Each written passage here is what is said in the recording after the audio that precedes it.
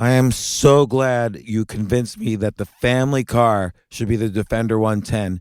It is so beautiful inside. It's so comfortable and it just feels indestructible. Yes, it really is. I've been waiting a long time for the new model to come out. The Defender 110, I'm telling you, it's my favorite car of all times. It's my third one. You know, I have stories of going off road. The guy managed the group. He was like, "What are you doing in this beautiful car?" I'm like, "I'm going off road." He's like, "Are you sure? Because you can use one of ours." And then they look like Mad Max cars. I'm like, no, we're going to do this. And he was shocked. Wow. Well, it's great because the Defender has been reimagined for 21st century adventure, and its unparalleled off-road ability as well as its robust interior are invaluable whether you're headed towards uncharted territory or just a weekend of exploration. The Defender 110 tackles challenging surroundings with absolute confidence. The SUV conveys strength outside and in, featuring peerless technology like an intuitive driver display and an award-winning infotainment system. That's my favorite part, to keep you connected no matter where the journey takes you. Adventure is unique to everyone, and so is the Defender. Choose from the two-door Defender 90, the four-door Defender 110, or the larger Defender 130 with the ability to seat up to 8 passengers. You'll find uncompromising performance in all three. So pack up and go even further with the Defender 110. Learn more at LandRoverUSA.com/Defender. These days, we're all investors, trying to be smart with our money despite our worst impulses. But at iShares, we believe that deep down inside of every investor is a better investor. One that's just waiting to be let out. Explore iShares ETFs and insights and let your best investor out. Visit iShares.com for more information. This isn't your average business podcast, and he's not your average host. This is the James Altucher Show. Today on the James Altucher Show. You know what? It really pays to understand what is rational behavior. Everyone assumes, oh, I'm the rational one and everyone else is irrational. Well, we're all kind of irrational almost all the time, and there's reasons for that because our brain needs shortcuts occasionally so we could think faster and make decisions. But that means we sacrifice a little bit of rationality, and particularly this year where it's like everyone is arguing about everything. There's no teams. Rational thinking means you're an individual and you compile wisdom in your life. You use that wisdom and plus your knowledge, which are different, to make decisions. So I'm really happy to have Steven Pinker, one of my favorite writers, come on the podcast and talk about his new book, Rationality. Here we go.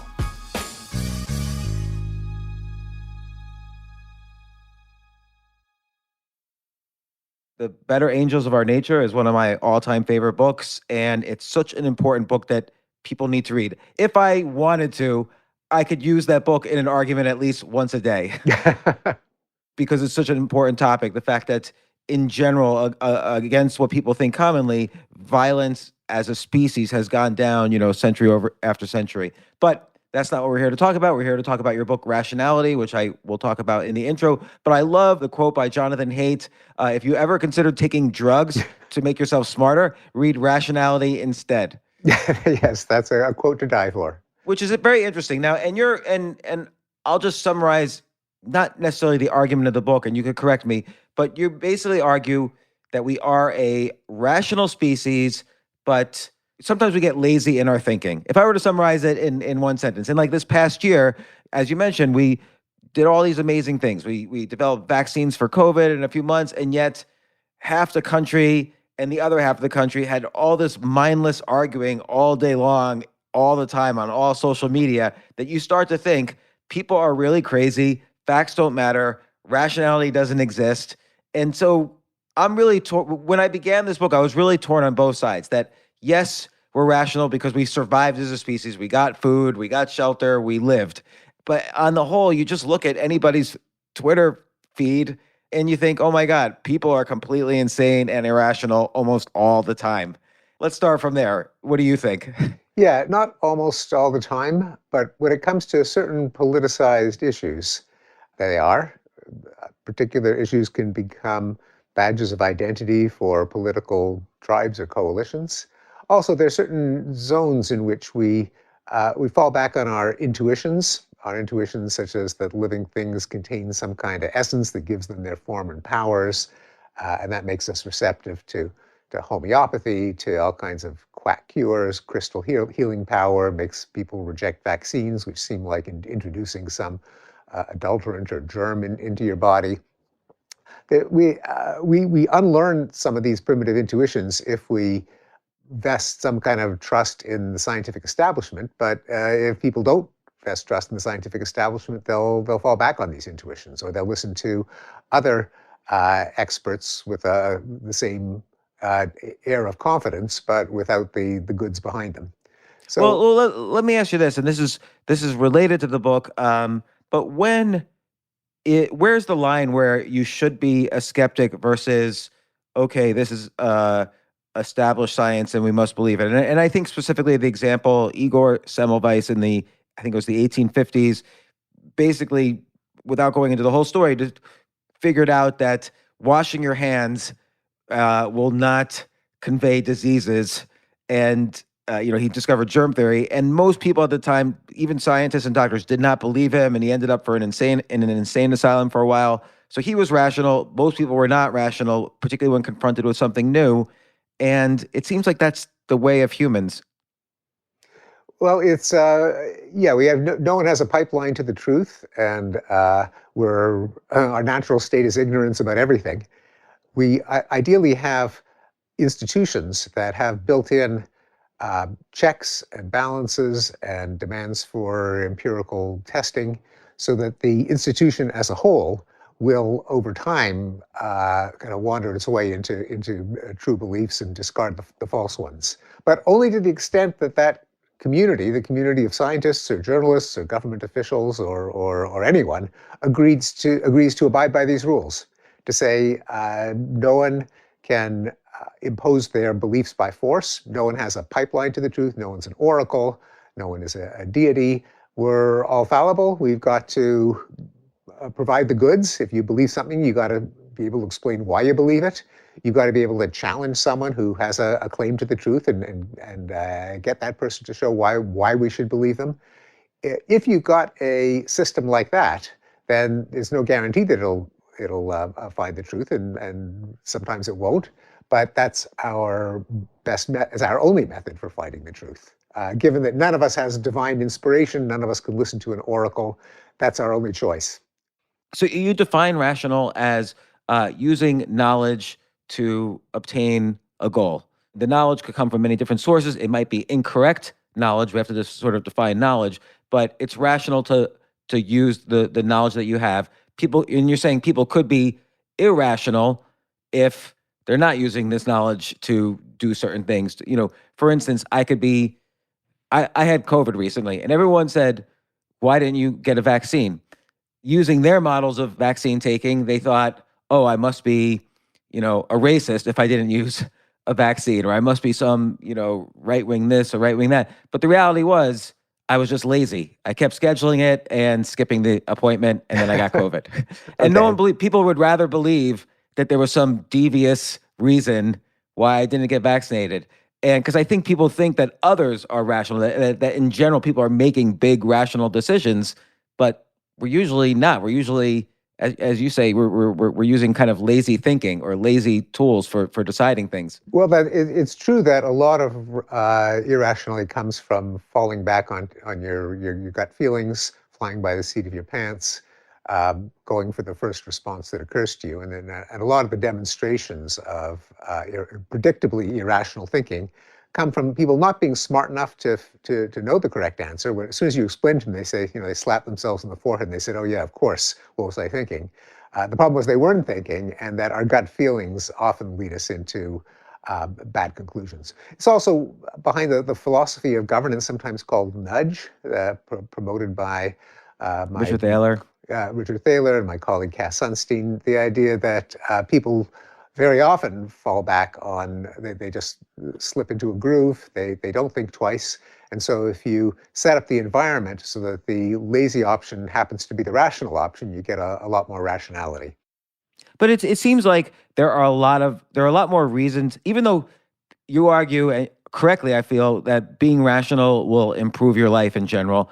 It seems like there are a lot more reasons to be irrational than to be rational. For instance, the community I live in might believe something as a community, and so it's easier for me to survive in that community if I just choose to be irrational and believe along with them. And this could happen at every level of society. So in general, right now, how rational are we? Like, what's your take?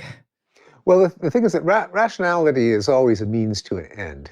And the end, you might use your rational faculties to pursue something that you can't really rationally defend. So for example, if it's just to earn brownie points within your social clique, then indeed, if the people you hang out with believe a lot of false things, and if they're going to attack you if you speak the truth, then there's a limited sense in which it's rational to say things that are false, because no one wants to be an outcast. We all want to be accepted by our social group. That we can then ask the question, well, is your social group rational? And that's where you get to the implicit rules of the game that you follow as a community, what you reward other people for, what you tend to promote. And ideally, since we all want to be accepted, but we also don't want to be deluded. We don't want to believe nonsense. We really do want to reduce unemployment. We want to reduce COVID. We want to increase GDP. We want to increase happiness. We want to increase knowledge.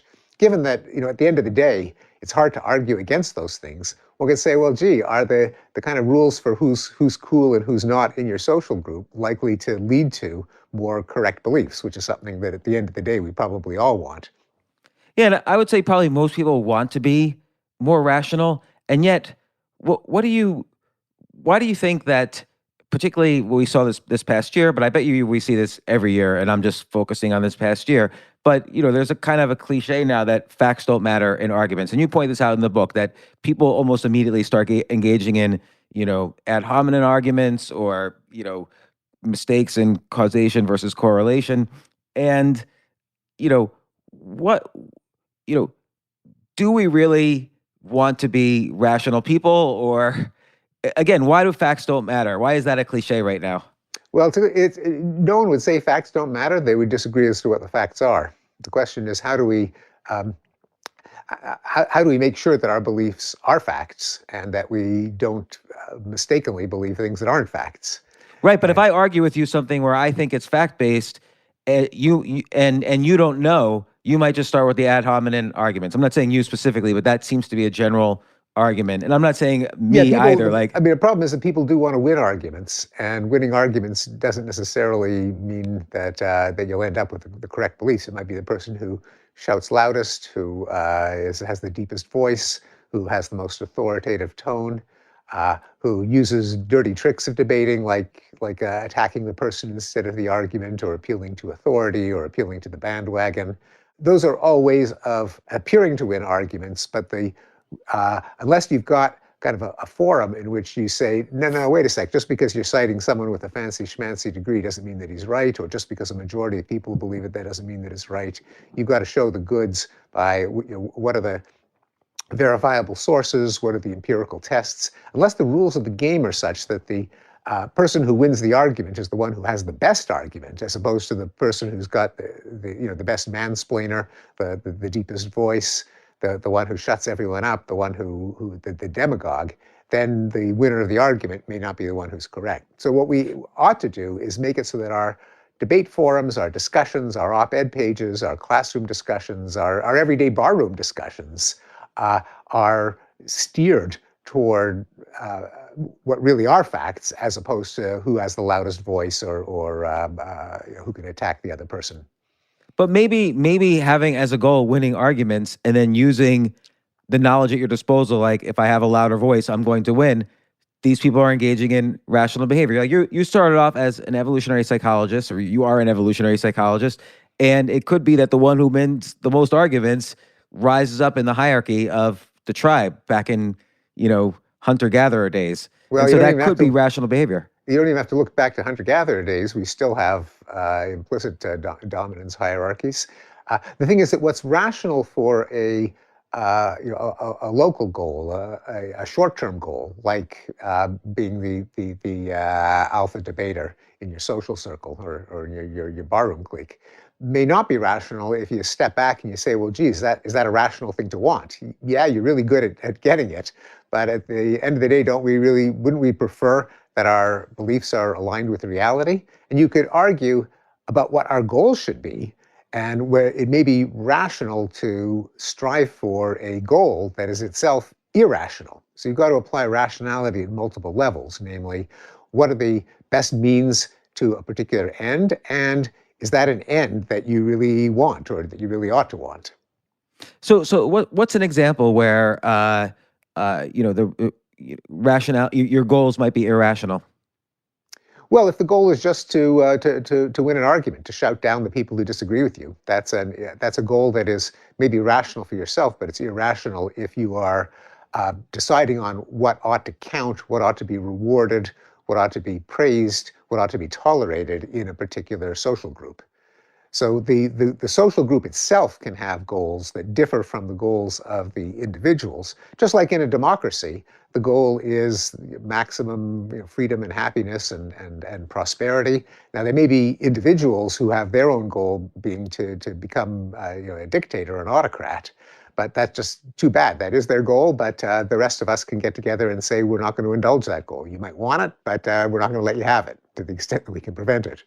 So it seems like you could be rational at the micro level, and it gets more and more macro. So I could exactly. be in science, for example, there's intense competition for grants, for tenured positions, for prestige, and in a narrow sense, it's rational to try to gain fame and glory and riches and prizes for that individual, but it's not rational for everyone else to let that person get away with it. It's rational for everyone else to set up the rules of scientific argumentation so that the person whose theory is right gets the prestige, not just the person who tries dirty tricks, who suppresses criticism, who fakes his data. There are all kinds of ways that it might be kind of narrowly rational to attain one goal, namely fame and fortune, but irrational if the system lets people get away with it.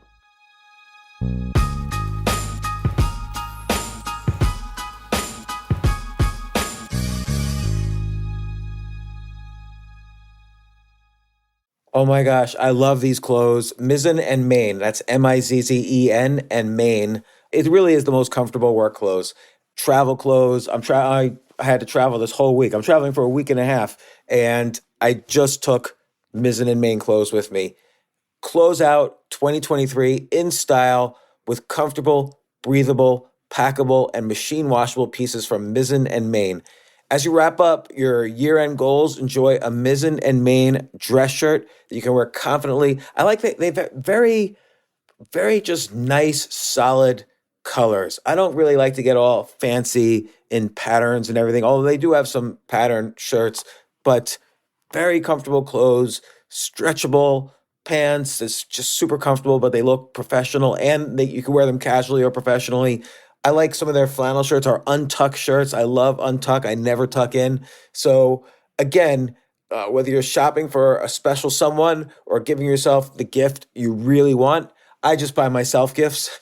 Mizzen and Main is the perfect gift for any guy who works, travels, and or cares about looking and feeling great. As you could tell by my many photos across the internet, I care about looking fantastic. I'm practically a model. And let's be honest, every guy loves to look great. So again, shop now at mizzenandmain.com and save 20% when you spend $130 or more using promo code James. That's promo code James at Mizzen and Main, Mizzen and Main.com.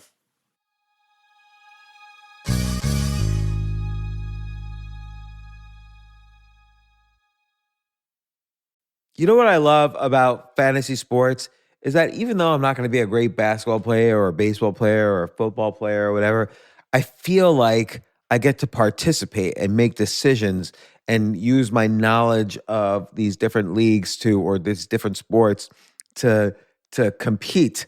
So it's like I can pick my team or I can pick my favorite players, and I could use my knowledge to make predictions and maybe even make money.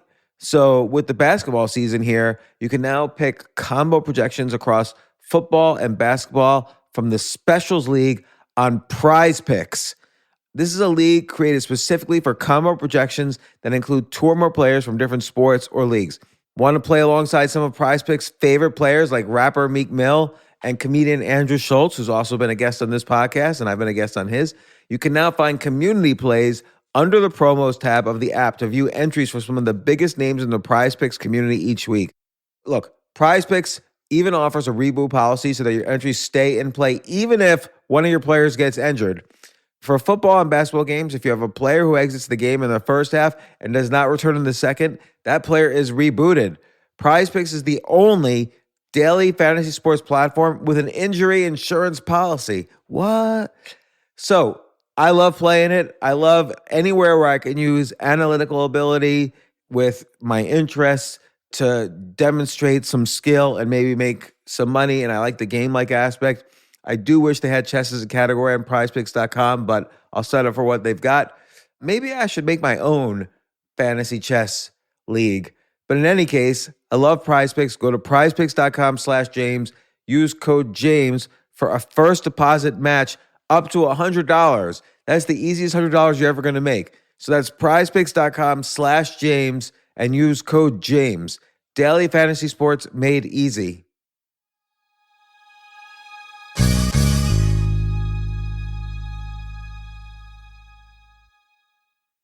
The future of learning is definitely online. Like, it's such BS that you have to spend $200,000 or take $200,000 in loans and go to some fancy school when it's useless. It doesn't guarantee you a job. Most employers, including me, do not care about degrees or grades or anything like that. We want to care that you love what you're doing, that you know what you're doing, in some cases that you have experience or that you're willing to learn. But people in general love learning and are curious. Like, the key to success is curiosity. And I think masterclass.com is the perfect model for online learning. I'm really happy they're sponsoring this episode. If you're going to give a gift, give the gift of learning. Masterclass makes a meaningful gift this season for you and anyone on your list, because both of you can learn from the best to become your best, from leadership to effective communication to cooking. Let me tell you some of the classes I've taken. I've taken comedy from Steve Martin. I mean, can you believe I can take a class from Steve Martin on comedy, or Judd Apatow, my favorite comedy director? I could take an actual class from him on writing. Wolfgang Puck on cooking. Dan Brown on writing, or Judy Bloom, who's been on this podcast, on writing. By the way, Wolfgang Puck also has been on this podcast. It's such a pleasure. I try to take classes all the time from masterclass.com. And whether you're watching Masterclass on TV or listening in audio mode in the app or on their site, the quality speaks for itself. It's like these Masterclass instructors are your own personal mentors that are going to help you reach the next level. How much would it cost to take one-on-one classes on comedy from Steve Martin or on chess from Gary Kasparov? You just wouldn't be able to do it.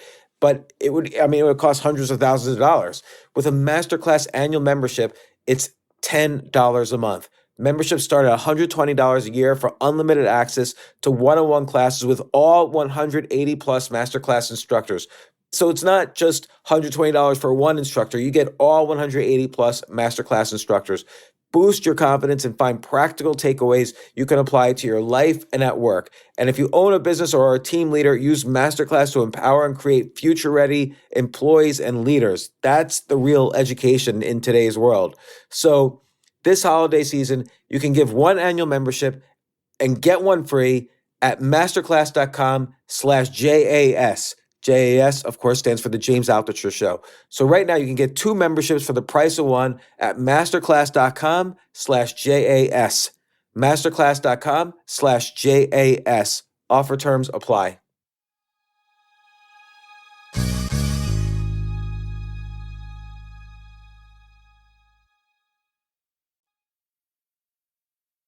So in the book, you describe rationality, and you almost start with first principles. Like, here's what logic and critical reasoning is all about. Here are the cognitive biases that we have to fight against. Let's just talk a little bit about cognitive biases for a second. So Daniel Kahneman has described all of these almost shortcuts in our thinking that could create irrational behavior. And you give many examples in the book.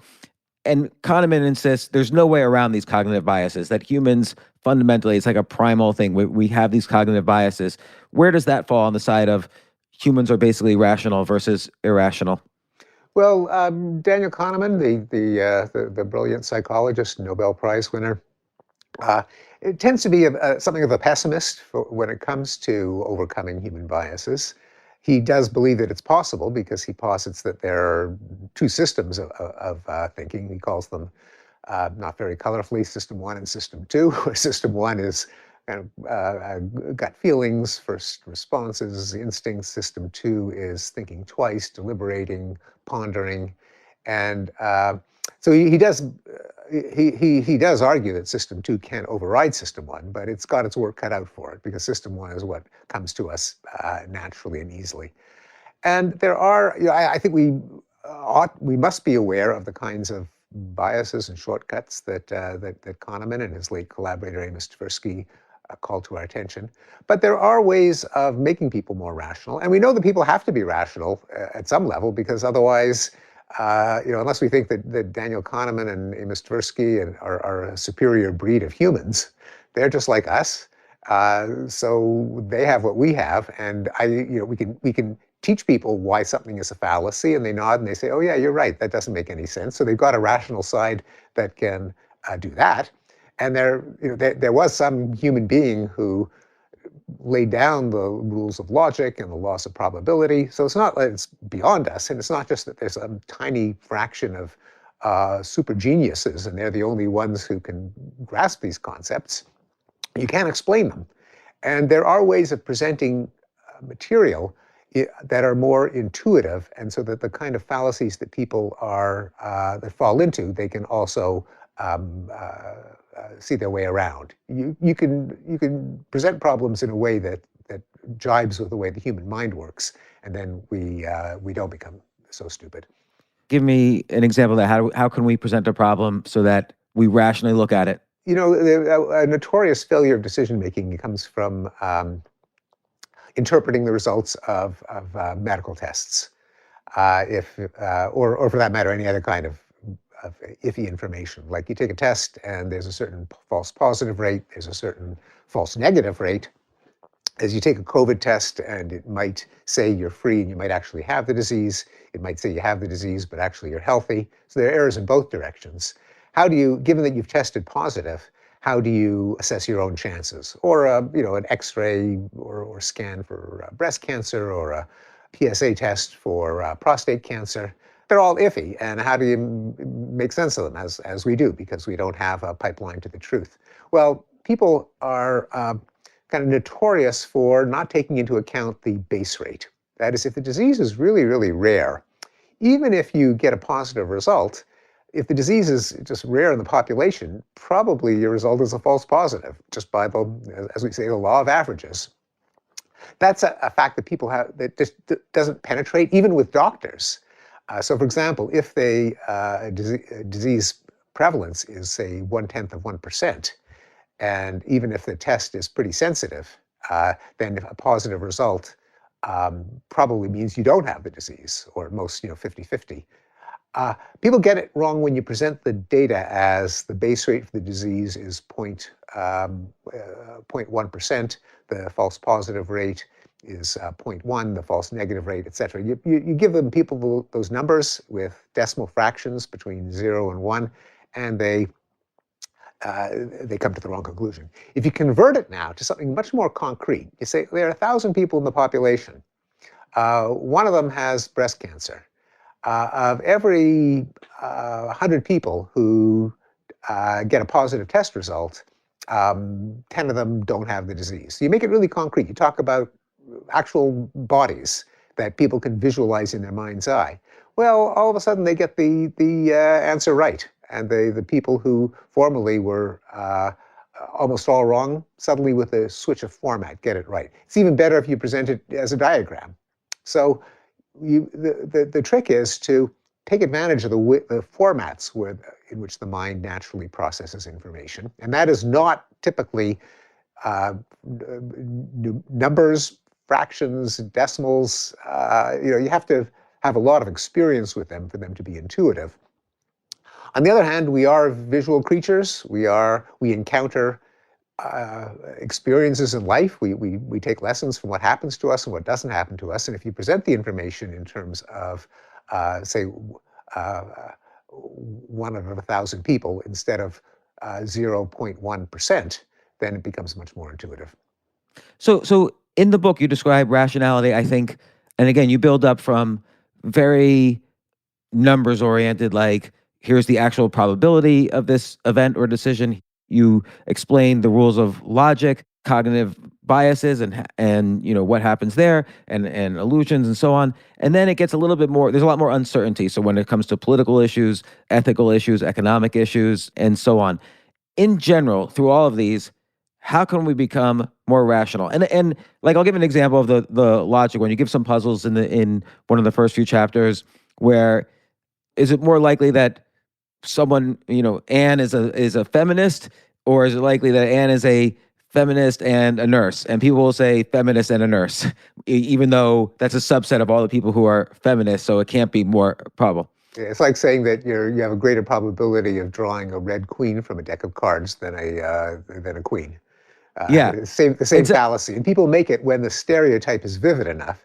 If you describe Anne as a social justice warrior, and she marches in Black Lives Matter, and she supports Bernie Sanders, then you say, what are the chances that she's a nurse? What are the chances that she's a feminist nurse? They say it's more likely that she's a feminist nurse. That's the so-called conjunction fallacy. Yeah. Right. So why do people, given that that's so totally irrational, why do people do that? Let's start with there, and then from there, let's build up and figure out how to be more rational. Yeah, so this again is a discovery due to Tversky and Kahneman. They call it the representativeness heuristic, but a better way of thinking about it is thinking in stereotypes.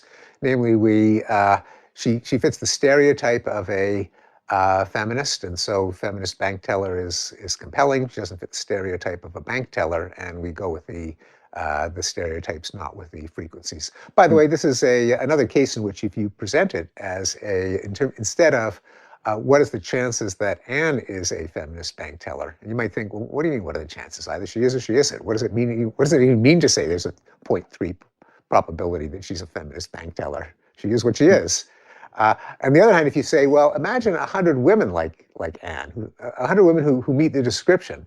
How many of them are bank tellers? How many of them are feminist bank tellers? Well, now people tend to get the right answer. It's suddenly they're no longer as stupid as they seemed. And it's another example of how presenting information concretely in ways that we can visualize can sometimes make people a bit more rational than if you give them abstract numbers. Even though it's abstract numbers that we deal with in school, we deal with in many professions, but it's just not what we evolved to work with. So that's the responsibility of the problem asker. So as a problem solver, how can one kind of train their mind and body to be more rational? Well, part of it is you can convert problems into images, into concrete scenarios, just to do that translation yourself if the person posing the question wasn't considerate enough to have done it for you in the first place. But also you can if you're an educated person and if you're a well-read person, then all of these tools that are not second nature to us, that we didn't evolve with, but that the logicians and mathematicians over the centuries have devised, we can learn them the same way we learn to read, which is an unnatural skill. And one of the points of my book, Rationality, is to provide people with the basics of these tools of rationality that don't come naturally to us, but that really do help us become smarter, to think better. So it's not so terrible if, in fact, I think it would be a good thing if everyone was taught probability in elementary school, if everyone, including what sounds complicated but isn't, namely Bayes' theorem. It's kind of how do you evaluate beliefs in the light of evidence. some game theory, some logic, some probability theory, some statistical decision theory. These are all things that I think a educated person should have at their fingertips and should call on to supplement the rationality that we were born with. Beyond that, even because let's take like political issues or economic issues or life issues. Like let's say, oh, I'm thinking of moving from Illinois to Tennessee. I want to make a rational decision. How should people go about thinking about everyday problems instead of problems where there's a concrete solution? Yeah, I mean, the stepping way back, I think one of the biggest boons to reason is a trait. It's almost a personality trait called active open-mindedness. That is, instead of always doubling down, digging in, looking for evidence that supports your beliefs, consider the possibility that you're wrong, listen to the other side, try to figure out, if I was wrong, how would I know? How would the world tell me? If the facts change, should I change my mind? That whole suite of personality traits can make you more rational. Literally, and we know that because if you give people tests of, say, predict the future, what's going to happen in the next 6 months, the ones who are open-minded have a way better track record because the people who are closed-minded will glom onto a belief and hold it, even if the world is telling them over and over again you're wrong. So you got to start with that mindset. Then for particular decisions, you give yourself some time. Don't go with your gut feeling, with your first response. I mean, this is hardly new wisdom, but although there is a kind of a trend, a fad to say, go with your gut, don't overthink things, but probably you're generally better off at least thinking them through. In the case of risky decisions, having a sense of both the probabilities and the outcomes. What do I stand to gain or lose if this happens, and what are the chances that this will happen? Weighing those up is that's sometimes called rational choice theory or expected utility, and it's not a guarantee that you'll make the right decision, but it's a good thing to try to think through. Like how do we develop, let's say, adaptive open-mindedness? Like that seems like a muscle one has to practice or exercise.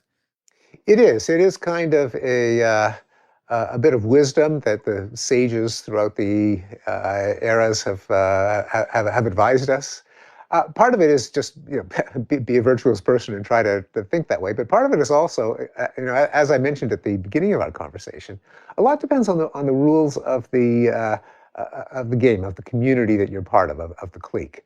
Do we humiliate people for being a flip-flopper? And say, well, yesterday you said this, and today you say that, or do we reward people for saying the famous quote attributed to John Maynard Keynes, "When the facts change, I change my mind. What do you do, sir?" Now, probably, by the way, Keynes probably never said it, but someone did. As with most quotes. As with most quotes, yes. But it is a good rule to live by. But that means it doesn't just mean cultivating that virtue in yourself. It means rewarding it in others, like, hey, good for you. You changed your mind when the facts changed. Not, you're a flip-flopper. Why should we believe you if you just change your mind? What's something you feel incredibly strong about? Like some common issue, it would be hard to change your mind because you've seen the facts, you've seen the science, and so on. Or there's no facts and science. It's just your belief. Well, I'll give you something that I've certainly staked my name to. And that is that progress is a real phenomenon. That is, if you measure things that are that we count as good, beneficial, like peace, like knowledge, like prosperity, like happiness, they have increased over the long run. Yeah, I think. I mean, and this was a great example. You had great examples in both Enlightenment Now and The Better Angels of Our Nature. And those, you give certain metrics as showing progress, and then you're able to show how those metrics have increased.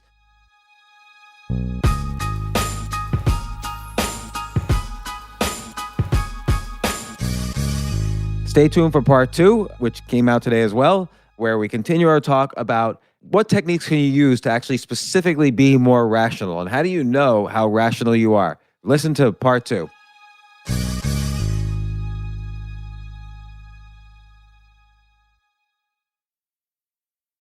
Entresto, sacubitril valsartan tablets, is the #1 heart failure brand prescribed by cardiologists and has helped over 1 million people with heart failure.